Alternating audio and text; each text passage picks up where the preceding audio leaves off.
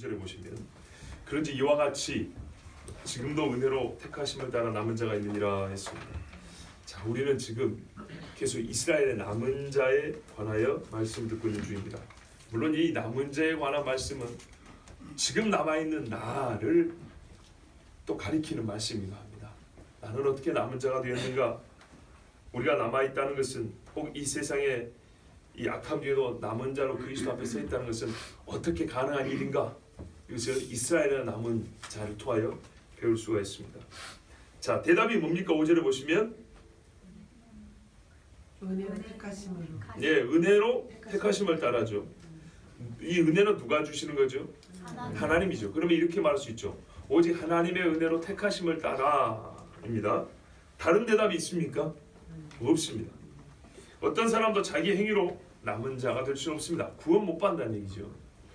그러면 6절은 논리 전개상 불필요합니다. 답이 나왔기 때문에 말이 더 필요해서 말이 진행되는데 아직 끝이 오지 않아서 한마디가 더 필요하다. 그래서 끝맺을 수 있다 그러면 6절이 필요한데 5절에 답이 나왔습니다. 동의가 안 되시는군요. 제가 이걸로 어찌 끝내겠습니까? 그 다음 말이 있지요. 논리정의상 불필요한데 논리의 확증과 결론을 더욱 깊이 새겨주기 위해서 필요한 겁니다. 우리도 그런 경우 있죠. 할 말 다 했어요. 그런데 한마디 더 합니다. 내용이 부족해서 그런 게 아니고 확증하고 강조하기 위해서 한마디 더 하죠. 그런 것처럼 우리가 남은 자가 된다는 것은 오직 하나님의 은혜로 택하심을 따라 되노라. 더 이상 무슨 말이 필요합니까? 그것이죠. 이게 결론입니다. 근데 6절을 보세요. 뭐라고 그럽니까? 만일 은혜로 된 것이면 답이 나왔잖아요. 그죠? 행위로 말미암지 않으면 이거 다 아는 건데 한 번 더 풀어서 설명해 줄 뿐입니다. 이게 필요하기 때문이죠. 뭐였어요? 지금까지 한 이야기를 확증하고 결론을 더욱 우리 속에 깊이 새겨주기 위해서 필요합니다. 자, 만일 은혜로 된 것이면 행위로 말미암지 않으니 그렇지 않으면 은혜가 은혜되지 못하느니라. 아까 우리가 읽은 5절에 은혜로 택하심을 따라 했으니 같은 말이고요. 9장 11절 12절을 보면 그 야곱과 에서 이야기 나오는데요. 그 자식들이 아직 나지도 아니하고 무슨 선이나 악을 행하지 아니한 때 택하심을 따라 되는 하나님의 뜻이 행위로 말미암지 않고 오직 부르시는 이로 말미암아 서게 하려 하사 그랬습니다. 그러니까 지금 우리가 읽은 6절은요. 바로 5절 말씀을 강조하는 거기도 하고 9장 11절 12절에서 읽었던 말씀을 다시 재확인, 재진술하고 똑같습니다.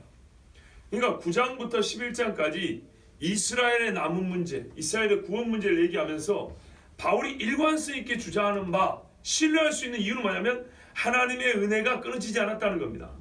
하나님의 은혜를 따라 은혜로 택하시니까 그 은혜가 끊어지지 않았으니 분명히 택하여 남은 자가 있을 수밖에 없다는 얘기입니다. 자, 이 이야기를 9장에서부터 해왔으므로 우리는 더 이상의 다른 부족하다 하여 더 다른 설명과 진술이 사실은 필요가 없습니다. 그러나 6절을 쓴 것은 우리로 하여금 이미 아는 것이지만 더 확실하게 하며 지식의 지식을 더욱 경계를 교훈의 교훈을 더하고자 하는 것이니 우리가 그래도 겸손한 마음으로 잘 들어야 되겠습니다. 자, 오늘 본문은요 같은 말인 것 같지만 우리에게 몇 가지 이 주의할 점을 떠올리게 하는데요. 그것이 뭐냐면 첫째로 사람의 행위와 믿음이 아닌 사람의 행위와 하나님의 은혜의 관계를 말해주고 있다는 겁니다. 우리는 보통 행위가 나오면 대번에 자동적으로 믿음을 떠올립니다. 믿음과 행위는 반대되지 이렇게 떠올리는데요. 성경은 절대 그렇게 말 안 합니다. 예수 믿는 사람들이 요구되는 게 뭡니까? 행위잖아요. 예수 믿는 것이 저 모양이다고 그런 말 하잖아요. 그럼 우리는 그것을 반박을 하지 않습니다. 예수 믿는 것이 저 모양으로 사는 게 맞거든요. 이렇게 얘기 안 합니다. 왜요? 예수 믿으면 저 모양이면 안 되고 예수님 닮은 모양이어야 되거든요. 당연한 이야기죠. 행위가 반대되는 건 아닙니다. 성경에서 비판하는 행위는 뭐냐면 하나님의 은혜 자리 제껴버리고 은혜의 자리에다가 자기 행위를 놓고 의를 얻어보겠다는 그런 행위를 하나님이 비판한 것이지 어디 행위 우리가 사람이 껍질이 있고 뼈가 있고 근육이 있는데 눈말만 돌아가도 이것도 행위인데 예? 어떻게 행위 없이 그리스도인이 살 수가 있단 말입니까? 산송자로 이러고 살다 주가 됩니까? 그럴 수 없죠. 왜? 숨 쉬는 것도 행위인데. 그리스도인은 뭐라 그랬어요? 호흡이 있는 자마다 주를 찬양하라 했죠. 이 숨을 쉴 때 하나님을 찬송하는 말을 담아 숨을 쉬는 게 그리스도인이거든요. 행위를 빼놓고 그리스도인을 설명할 수가 없습니다. 왜 안디옥에서 그때부터 그리스도인이라고 불렀을까요? 다르니까요. 예수를 말하면서 예수를 따라가는 삶을 사는 게 확실히 다르니까 그리스도인이라고 부른 겁니다. 요즘 말로 하면 예수쟁이하고 폄하해서 부른 말인데, 폄하해서 부른 말이 그리스도인에게는 자랑스럽게 들렸어요. 프로테스탄트도 마찬가지입니다. 프로테스탄트 말 우리가 뭐라 그래요? 종교 개혁자라고 그러잖아요. 본래는 아주 속된 표현입니다. 우리 한국식으로 그냥 리얼하게 말하면 저 개기는 놈들 이런 뜻입니다. 근데 듣고 보니 괜찮은 거예요. 그래, 우리는 세상에 저항하는 사람들이지. 예수 믿는 사람이 세상의 신을 따라가지 않냐고 거슬러 올라가는 사람이지. 그거 듣고 보니 괜찮네. 그래, 우리는 프로테스탄트야. 자랑스러운 이름을 쓰게 됐습니다. 프로테스탄트 안은요, 신앙의 윤리가 있습니다. 삶의 정직함이 있습니다. 남을 위하여 헌신하는 삶도 있습니다. 이게 프로테스탄트입니다. 그리고 그 신앙 정신을 이어받는 게 우리 개신교입니다. 개혁교회. 개신교 하니까 좀 격이 떨어지게 부르죠. 그러지 않고요. 원래는요, 개혁신앙인, 개혁 종교개혁자들의 신앙을 따른 교회. 그래서 개혁교회, 개혁신앙인, 이걸 줄여서 개신교라고 말합니다. 근데 너무 말을 줄이다 보면 요즘 사람들은 말 줄이는 걸 너무 좋아하는데, 줄이다 보면 어떻게 되죠? 말의 가치가 확 떨어져 버립니다. 본 의미도 상실되기 쉽고요. 본래대로 부르는 게 참 좋습니다. 우리는 개혁교회고요. 그래서 개혁신앙을 따르는 사람들입니다. 개혁신앙이란 본래 초대교회 신앙인들처럼 그리스도의 말씀과 그리스도의 삶을 순종하고 따라가자는 것입니다. 이름하여 아드 폰테스, 원래대로, 본뿌리대로 셈의 근원으로 가자 이 말입니다. 그게 종교개혁 신앙입니다. 자, 여러분, 그래서 행위를 성경은 배경하지 않습니다. 그런데 믿음과 행위를 정반대로 놓는다는 이런 잘못된 사고방식, 바로 뜯어고쳐야 됩니다. 잘못된 겁니다. 말씀드린 대로 실제에서는 그리스도인의 삶의 행위를 요구하면서 교리로만 들어가면 믿음과 행위는 반대지, 행위를 막 이렇게 깎아내려. 그게 우리 자신이 모순된 겁니다. 일관성이 있어야죠. 그럼 뭐가 문제일까요? 행위에 대한 개념이 잘못됐다고요. 믿음에 따르는 행위는 성경이 가르치는 바요, 믿음을 대체해버리는 행위는 성경이 비판하는 바요. 이해가 되시죠? 예. 그러니까 행위가 나왔을 때는 이 행위가 어떻게 지금 성경에서 말해주고 있는 걸 봐야 됩니다. 자, 오늘 말씀드린 행위는 바로 이 부정적 의미의 행위입니다. 믿음과 행위는 하나님 앞에 우리가 동시에 요구되는 우리 인간의 반응입니다. 보세요. 믿음도 하나님이 주신다고 하지만 최종적으로 믿으라는 너에게 주신 말씀입니다. 네가 믿으라 그 말입니다. 그래서 하나님의 말씀이 들려지면 사람에게는요, 두 가지 반응입니다. 믿느냐 믿지 않느냐. 믿지 않음으로 믿지 않는 행위를 하느냐, 믿음으로 믿음의 행위를 하느냐. 맞죠? 그래서 믿음과 행위에 대해서 같이 가는 겁니다. 자, 그런데 이 믿음의 자리에 믿음이 없으면서 겉으로만 행위로만 그럴듯하게 하면 될까요? 이게 소위 뭐냐면 위선이고 가식이라는 겁니다. 근데 이거보다 더 무서운 건 뭐냐? 처음부터 이 믿음도 은혜에 뒤따르는 겁니다. 하나님이 은혜를 우리에게 부어주시고 그 은혜를 네가 믿을 것이냐 말 것이냐 문제잖아요. 그렇죠? 아주 넓게 보면 믿음도 하나님 주신 은혜라고 하지만 좁은 의미에서, 가장 엄격한 의미에서 그리스도 예수로 말미암아 우리 죄 사함을 주시는 이 구원의 복음을 우리가 은혜라고 할 때 이 은혜를 빼버리고 그 자리에 처음부터 사람의 행위를 집어넣어버려서 하나님으로부터 오는 손은 필요 없고 내가 내 손으로 구원을 얻겠다 하는 이것은 불신 중에 불신이고 하나님을 완전히 모욕하는 것입니다. 오늘 본문은 그 이야기입니다. 믿음과 믿음을 대체하려고 하는 행위를 말하는 것이 아니고 하나님으로부터는 은혜와 인간으로부터 시작되어야 될 반응 중에 믿음이 아닌 행위, 그것도 어떤 행위라고요? 이 은혜의 자리를 대체해버리려고 하는 행위, 그 관계를 얘기해주고 있는 것입니다. 보세요. 만일 은혜로 된 것이면 행위로 말미암지 않음이니, 만일 은혜로 된 것이면 은혜에 따른 행위가 나타날 것이다, 그 이야기 아니고요. 말미암는다는 것은 무언가 원인을 말하잖아요. 원인의 자리에 원인의 자리에 은혜가 있을 것이냐 행위가 있을 것이냐 이 말입니다. 무슨 말인지 아시겠죠? 은혜가 원인이 되어 결과로서 은혜에 따른 행위를 사는 것은 하나님이 명하시는 바인데, 말미암지라고 했으니까 이거는 원인의 자리인데, 은혜가 원인이 되어야 될 자리에, 그래서 은혜로 말미암아 우리가 택하심을 받는 것인데, 은혜의 자리에 행위가 들어가서 행위로 말미암아 택하심을 받는다면, 쉽게 말하면 이런 뜻이죠. 이해되시죠? 그렇게 된다면 어떻게 은혜가 될 수 있겠냐?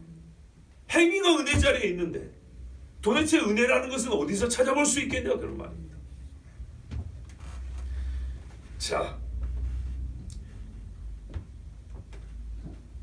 이렇게 보면 이제 6절 말씀이 명확하게 보여집니다. 간단하게 다시 한번 정리할게요.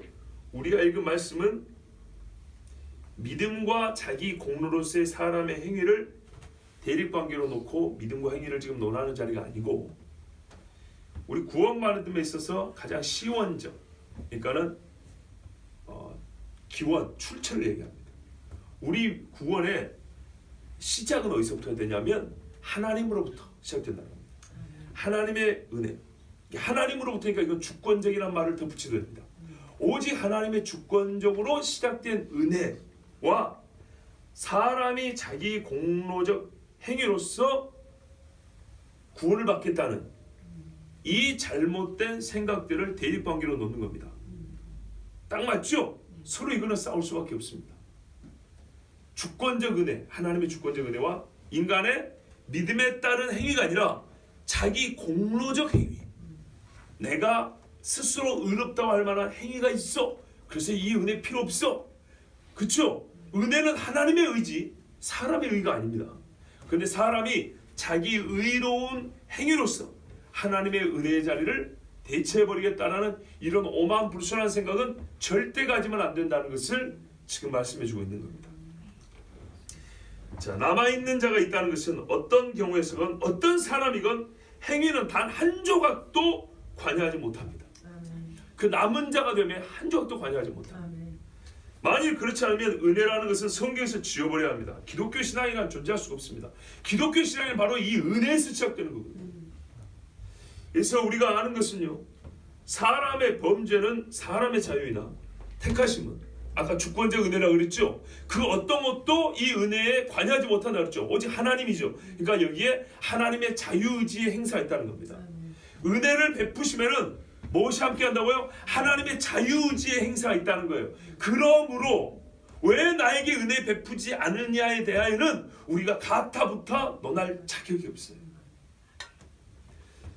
주권적이며 자유의 행사로서 하나님이 우리를 은혜를 베푸시고 택하십니다.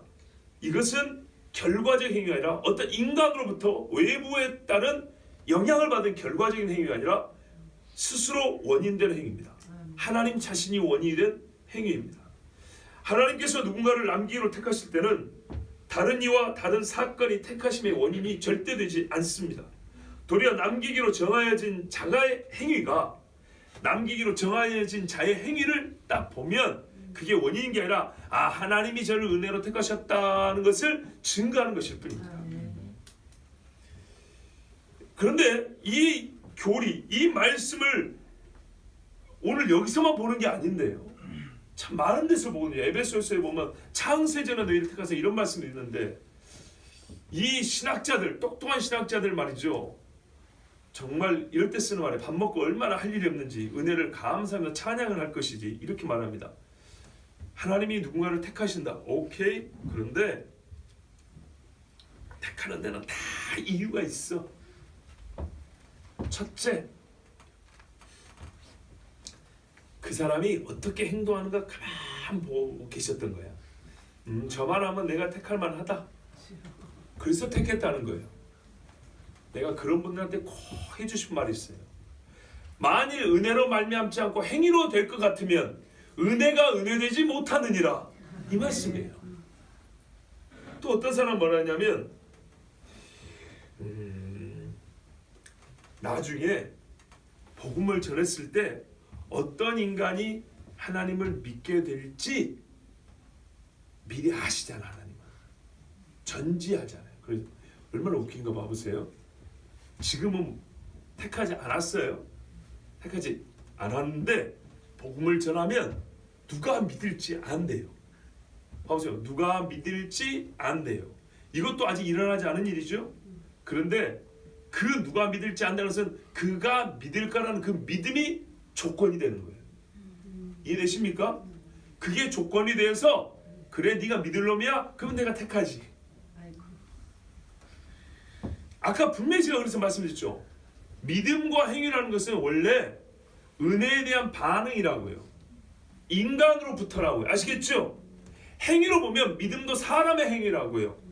믿음이 시작되는 그 시발점은 하나님이 제공하세요. 그걸 이름하여 성경에서 거듭남이라고 그래요. 좀 이따 다시 말씀드릴게요.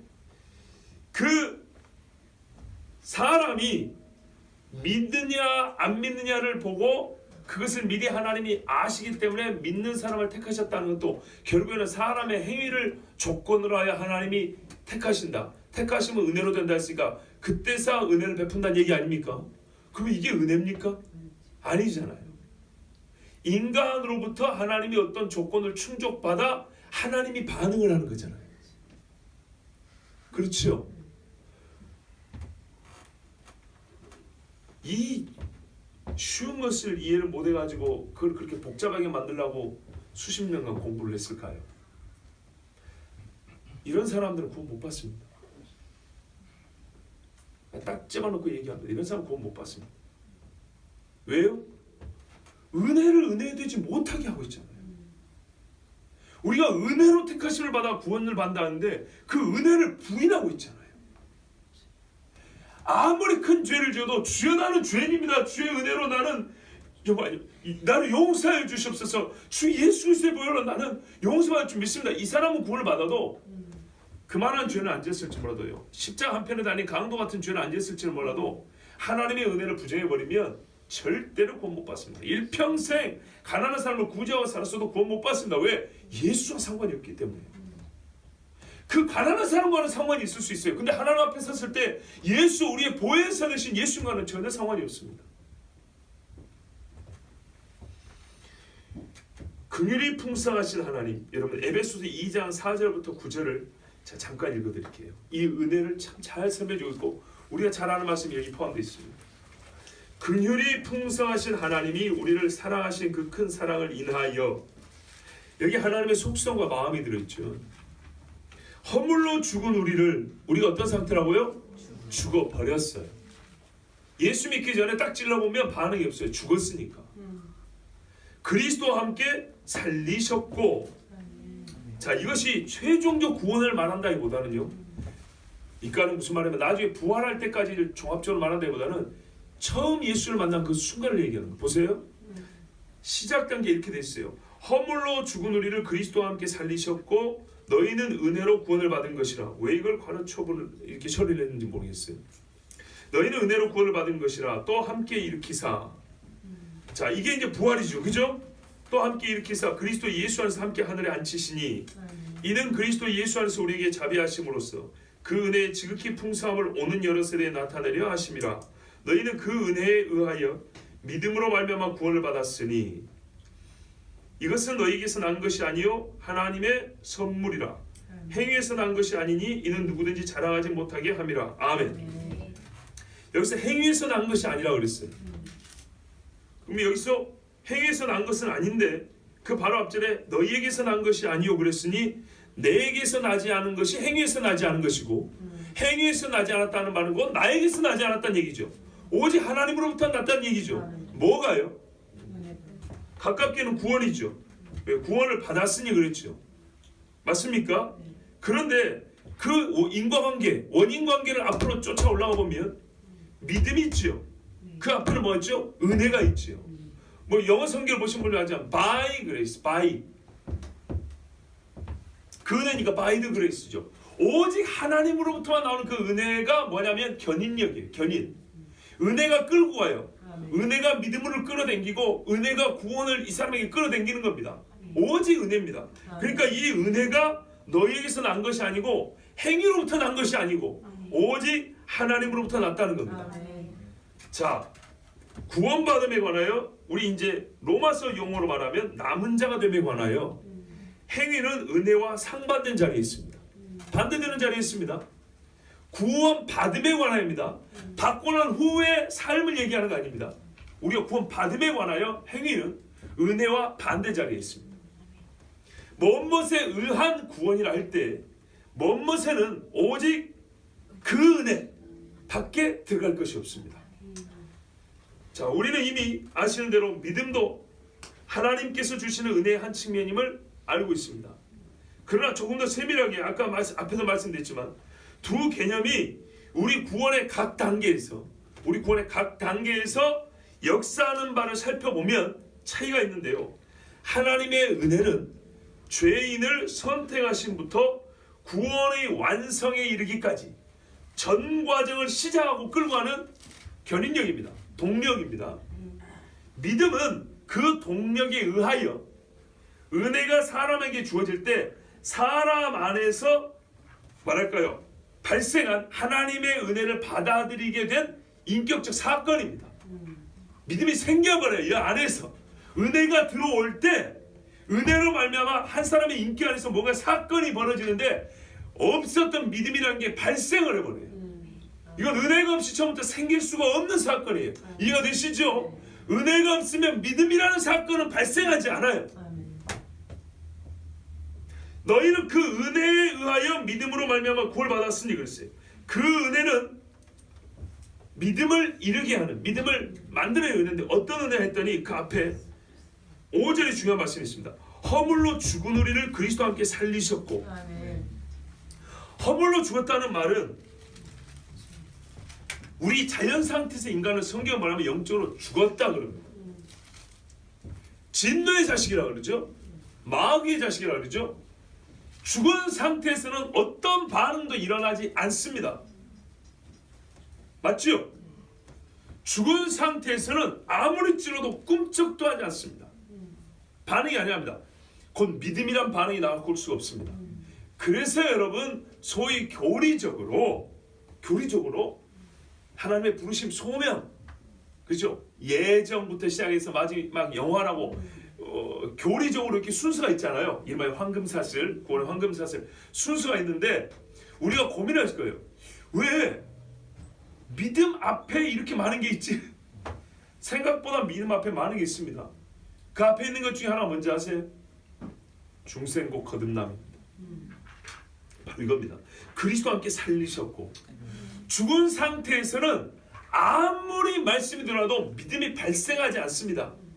심장이 뛰어야 찌르면 아우 얘기를 하는 겁니다.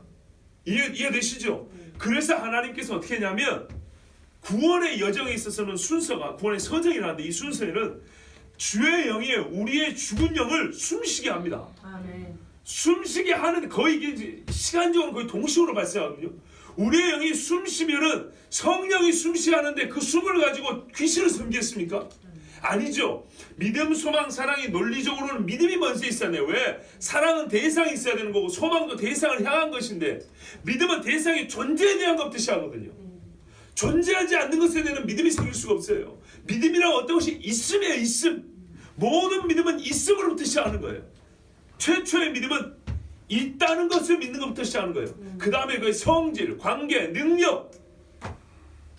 그러므로 하나님이 계시다는 것을 믿는 것이 먼저예요. 그런 말씀하잖아요. 하나님께 나가자는 반드시 그가 계신 것과 그가 자기를 사랑하는 자, 그를 자기를 뭐죠? 찾는 자들에게 상 주시는 이심을 믿어야 되느냐. 이거는 그 믿음 안에 소망도 있잖아요. 상 주시는 임. 자, 여러분. 그러나 성경 뭐라래요? 논리적으로는 믿음이 반드시 앞서야 되지만 시간적으로는 거의 동시역이므로 어떻게 합니까? 믿음, 사랑, 소망은 항상 함께 있을 것인데 이거는 매우 중요해요. 실제적이에요. 소망이 있는데 사랑 없는 사람은 신앙이 삐뚤어진 거예요. 믿음 있는 사람한테 가면 반드시 사랑이 있어요. 사랑이 역사한다 하면 그 사람은 천국 소망도 있어요. 실제입니다. 자, 그거와 마찬가지입니다. 성령이 우리의 죽은 영혼을 거듭나게 했어요. 숨을 쉬게 했어요. 이 숨 쉬는 것을 가지고 고개를 싹 돌려서 마귀한테 찬송을 하지 않는다 이 말이죠. 그 숨쉼과 동시에 논리적으로는 숨쉼이 먼저나 실제 있어서는 거듭남과 동시에 발생하는 인격적 사건이 믿음이라는 겁니다. 성령 우리 속에 확 들어오면 그 순간 우리의 영혼이 살아나면서 주여 믿습니다가 나오는 겁니다. 그래서 그리스도와 함께 살리셨고 먼저 나오는 거고, 그래서 예수님이 니고데모에게 뭐라고 말합니까? 네가 천국에 들어가고 싶냐 그러면 사람이 거듭나야 하리라 이렇게 말하는 거예요. 주의 부르심의 최초의 반응인데요, 이건 성령이 주도적으로 역사에 일으켜 주시는 겁니다. 자, 결국 믿음은 사람에게 요구되는 반응이면서도 그 근원은 거듭남으로부터 시작되니까 하나님께 있습니다. 하나님께서 은혜로 우리를 거듭나게 하실 때에 동시적으로 주어지는 은혜가 들어오는, 은혜가 우리 영혼 속으로 들어오는 길이 됩니다. 그래서 뭐라 그래요? By the grace through the faith 이렇게 말하잖아요. 믿음을 통하여. 그 은혜의 힘이 우리에게 들어올 수 있고 우리에 미칠 수 있는 통로가 된단 말이죠. 자, 은혜가 은혜되지 못하느니라. 뭐 하면요? 행위가 은혜 자리에 들어가면 은혜는 도무지, 즉 하나님이 들어설 자리였고, 쉽게 말하면 사람은 자기 손으로 자기 구원을 따내야 됩니다. 그러므로 사람은요, 하나님의 은혜를 알기 위해서 한편 또 요구되는 게 있습니다. 아까 말해서 우리 사람은 자연 상태에서 어떤 상태?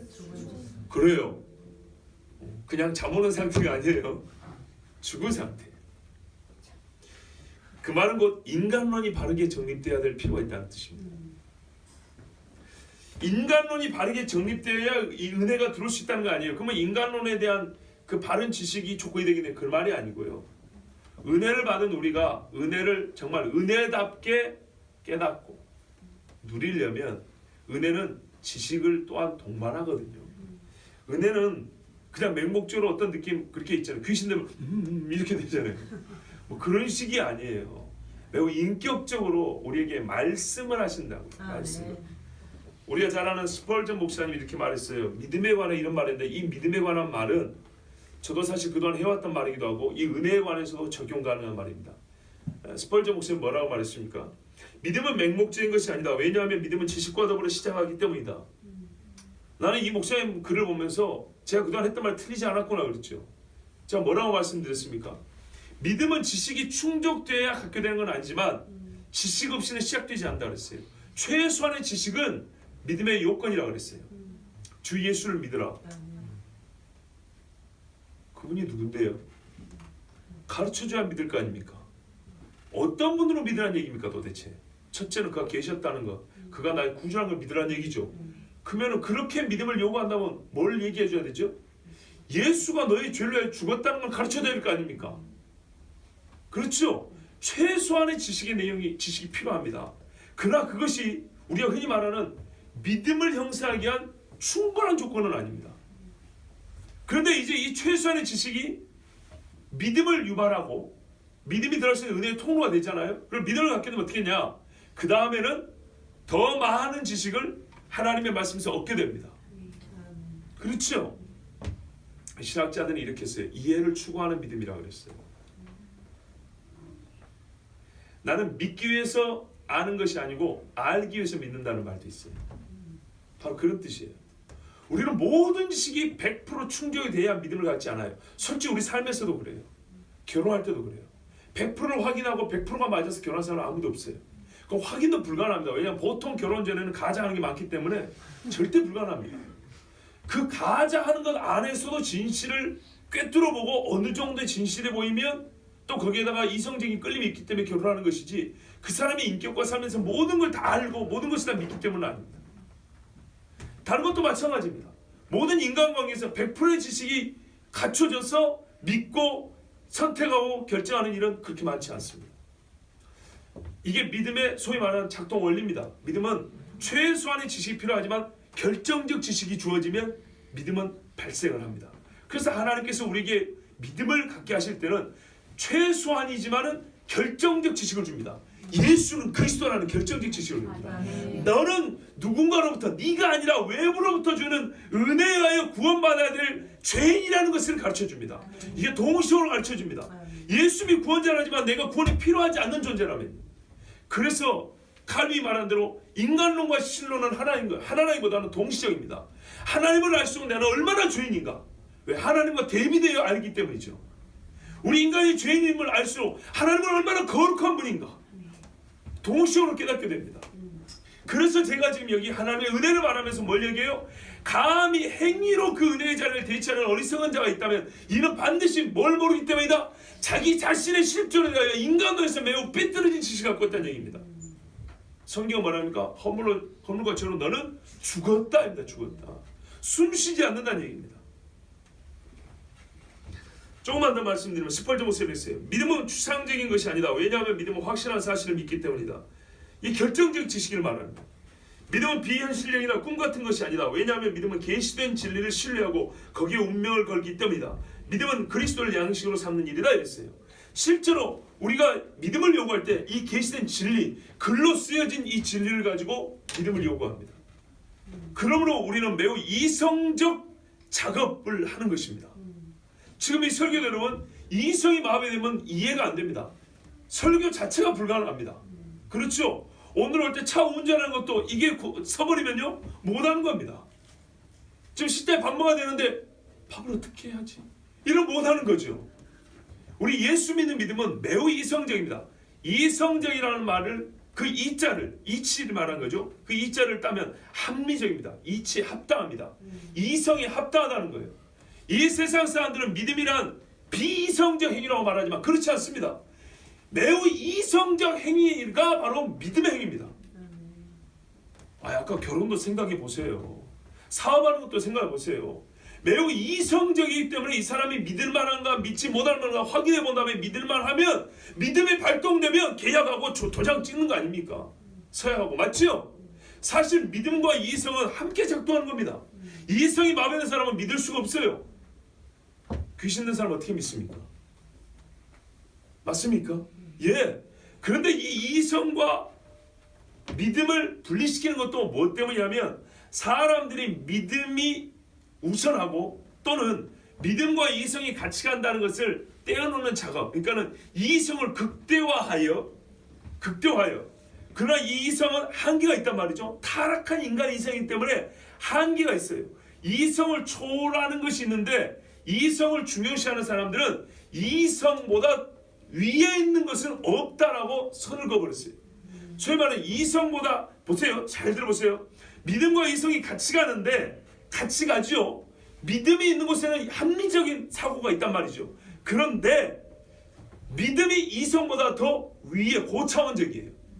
그런데 계몽주의 이후에 17세기 이후 사람들은 이성을 믿음보다 고차원으로 알아버렸다고요. 이해가 되십니까? 이성과 믿음을 같이 가지만 차원적으로 볼 때는 믿음이 고차원이라고. 왜? 영적 세계를 보게 하니까. 그런데 영적 세계를 부정해버렸어요. 기적도 부정해버렸어요. 초자연적인 일을 부정해버렸어요. 그 말은 뭐냐면 이성을 초월하는 일은 아예 부정을 해버렸어요. 그 말은 뭐가 됩니까? 인간의 능력이 최대치는 이성이 최대치예요. 이해가 되시죠? 그럴 때부터 어떻게 돼요? 믿음은 이성에 부합하지 않으면은 어떻게 해요? 부정이 되어버렸어요. 그러니까 칸트 같은 사람도 이성의 한계 안에서 종교를 얘기하는 거고, 사람들은 어느덧 이성을 강조하면 믿음을 부인하는 이런 논리 구조를 사고 방식으로 탑재하게 돼서 그것이 주입이 되고 그것이 교육이 되니까 기독교인들은 거부 반응으로 이성 얘기하면 믿음과 반대로 생각이 되어버리는 거예요. 그건 우리가 만든 것도 아니고 성경이 만든 것도 아니에요. 말이 조금 어렵지만 이거 이해해 주셔야 됩니다. 예. 맹목적이 아니라는 것이 바로 이성적이라는 얘기입니다. 하나님이 아담에게 명령하실 때 아담은 다 알았어요. 하나님이 먹지 말라 했다. 말 이해했어요. 먹으면 안 된다. 틀렸다. 이성적인 작동이 일어났은 겁니다. 자, 그런데 아까 말씀드린 대로 사람들이 믿음과 이성은 함께 작동을 하나 보다 고차원적이고, 쉽게 말하면 누구에게 그러나 지배력이 있냐면 믿음의 지배력이 있는데 이성에게 지배권을 넘겨준 이상 믿음은 도태되기 시작했고요. 점점 부정이 되고 시작했어요. 믿음이 요만큼이나 나오면 예수 믿을 가능성이 있잖아요. 마귀는 이거 제일 싫죠. 그래서 믿음과 이성을 완전히 반대 자리에 놔버리고 이성 중심 인간이 인간 되면 이성에게 있다고. 이건 고대 철학자들로 했던 말인데 이성 중심으로 사람을 즉 인간으로 형성해 버렸어요. 그래서 은혜가 은혜되지 못하는 겁니다. 은혜는 믿음을 통로로 한다 그랬잖아요. 이성과 함께 하지만 믿음이 없이 이성만 갖고는 안 되는 겁니다. 근데 이게 바로 로마 카톨릭 신학의 잘못이기도 합니다. 인간이 타락한 이후에 분명히 성경은 죽었다 그랬는데 우리의 이성은 살아있어. 의지만 죽고 이성은 살아있어. 어느 정도로 살아있냐? 스스로 하나님을 아는 지식에 이를 정도로 살아있다. 그래서 행위사상이 자연스럽게 나올 수밖에 없는 겁니다. 이렇게 연결되는 거 아시겠죠? 이성이 완전 타락하지 아니하고 처음에 가지고 있는 그 형상의 일정 부분을 갖고 있는데 어느 정도 갖고 있냐? 우리가 사회생활하는 정도 아니라 하나님을 찾을 수 있는 곧 신앙을 가질 수 있는 능력을 이성이 아직 갖고 있다 입니다. 그러니 당연히 뭐가 나와요? 행위공로 사상이 나올 수밖에요. 그러니 예수 그리스도의 은혜로 말며 하나님의 은혜로 말며 구원한다는 것이 온전하지 못하고 어떻게 해요? 반반씩 나눠먹자 해서 신의 협력설이라는 이상한 교리가 나오는 겁니다. 그래서 네 행위가 양이 충족이 안 되면 어떻게 해요? 죽어서라도 갚어. 어디서? 연옥에서. 예수의 피가 힘이 없어요. 완전히 믿는 사람은 구원 못해. 왜? 반은 사람의 행위에 넘겨줬으니까. 지옥에 가서 불로 좀 끄실러져야 돼. 예수 피로 다 안 닦인 것은 저기 연옥에 가가지고 좀 불로 끄실러져야 돼. 그리고 깨끗하게 씻고 올라와. 그거 땡기고 싶어? 그러면 행위를 쌓아. 니는 죽었으니까 안 되겠지. 살아있는 놈들 보고 온라인으로 계좌 이체 좀 하라 해. 쉽게 설명드렸죠. 다 이해할 수 있죠? 좀 성인 것도 좀 빌려오고 마리아 것도 좀 빌려오고 살아있는 자식들 것 좀 땡겨오고 그럼 그 자식은 뭐예요? 안 그래도 지 행위도 부족한데 부모한테 넘겨주고 나면 내 행위 부족은 내 손손자가 갚아야 되네.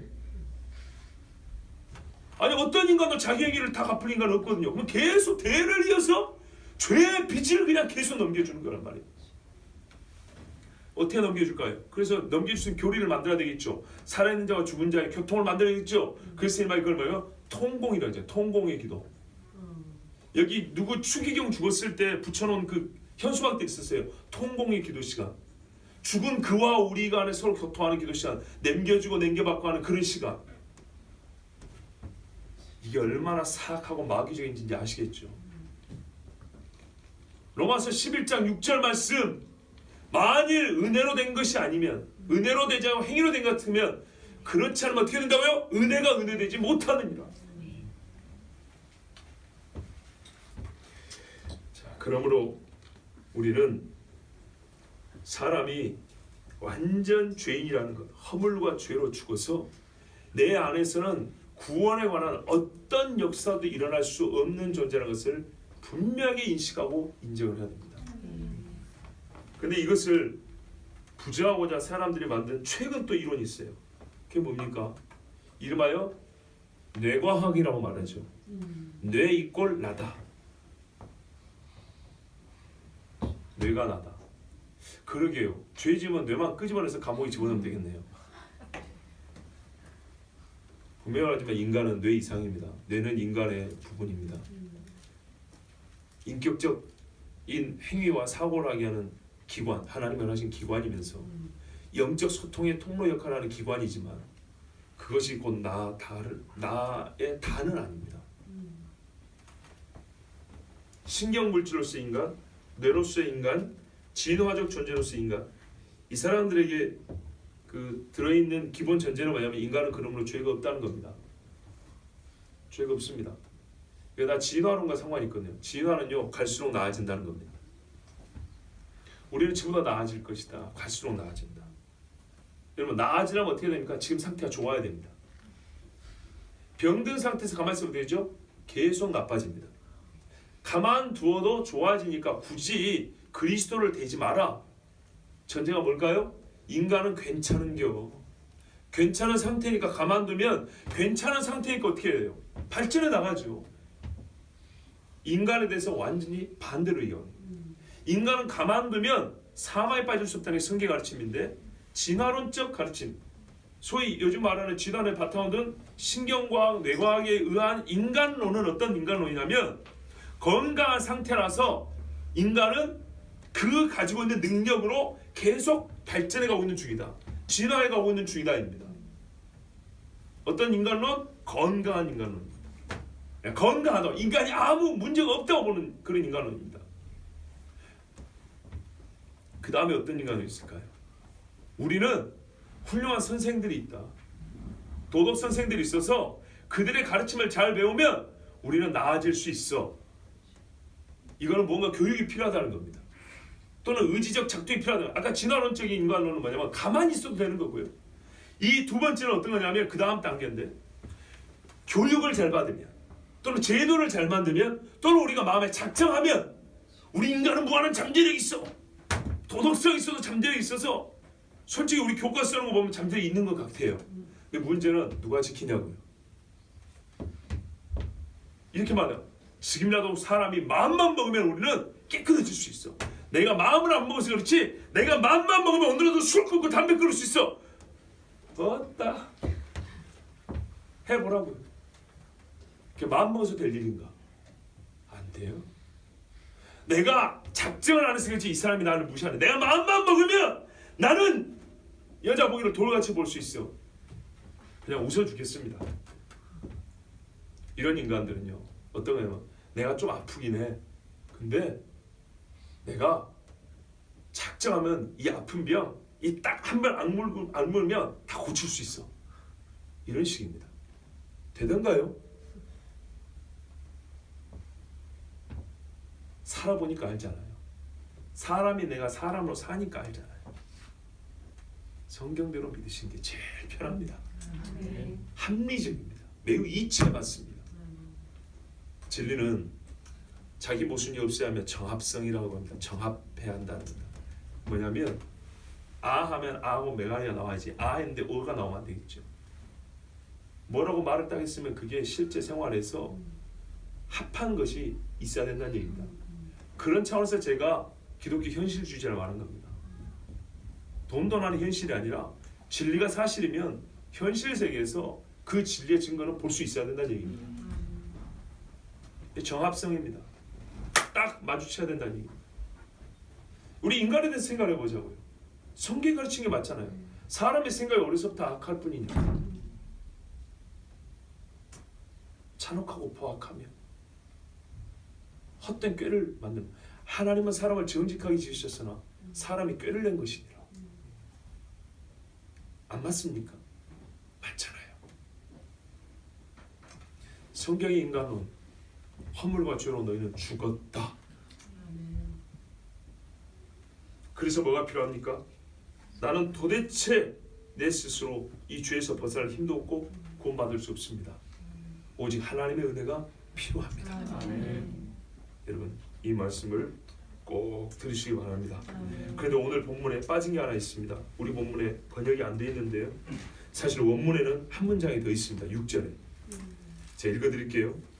그러나 만일 그것이 행위에서 난 것이면 더 이상 은혜가 아니니 그렇지 않으면 행위가 더 이상 행위가 아니니라. 이 본문 있습니까 혹시? 없지요. 혹시 난외주 각주에도 있습니까? 각주에도 없지요. 보통 이런 경우에 성경에 보면 각주에라도 써놓는 경우가 있는데 아예 빼버렸습니다. 이거는 아주 잘못된 겁니다. 그런데 여러분 지금 이 말씀은 나중에 여기 화면 한번 띄워놓고 말씀 전하겠어요. 사실은 지금 시간 관계상 한 10분이면 되니까 전할 수 있는데 지금 눈으로 보지 않으면서 들으면 정말 헷갈리거든요. 그래서 눈으로 보면서 들어야 되기 때문에 제가 다음 시간으로 미루겠습니다.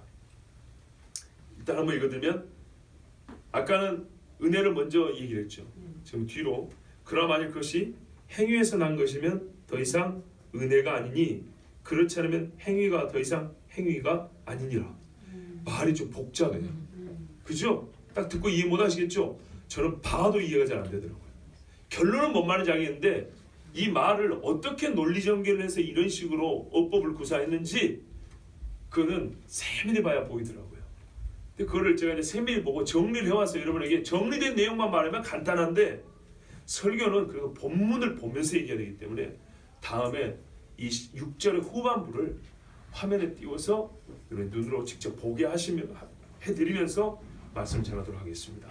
자 여러분 이 후반부까지 봐야 우리 사람 말로 설교가 깔끔하게 딱 정리가 되는데 좀 하다 만 느낌이 좀 있습니다만은 중요한 진리는 다 전했습니다.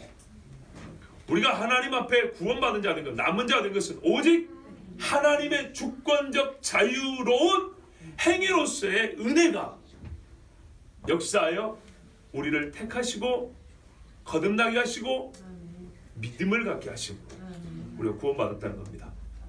절대 이 은혜의 자리에 사람의 행위가 들어갈 수 없는데, 이 세상에 많은 사람은 대놓고 내 행위로 돼 이렇게 말하진 않았지만, 그들이 만들어내는 여러 가지 인간론이라는, 신학자가 됐든 과학자가 됐든 사람들이 만들어내는 인간론을 가지고 사람을 이해하면 전혀 이 은혜가 은혜되지 못하고, 성경이 그렇게 경고한 대로 행위가 은혜의 자리를 대치하는 꼴이 되므로, 우리가 진짜로 하나님의 은혜로 말미암아 구원을 받고 남은 자가 되었다면, 사람을 이해하는 것에 있어서도 이 세상의 말을 들을 것이 아니라 이 은혜를 은혜되게 하고 보존하시려거든 성경이 말하는 인간에 대한, 성경이 말하는 나 인간으로서 나에 대한 가르침도 항상 함께 들으셔야 합니다.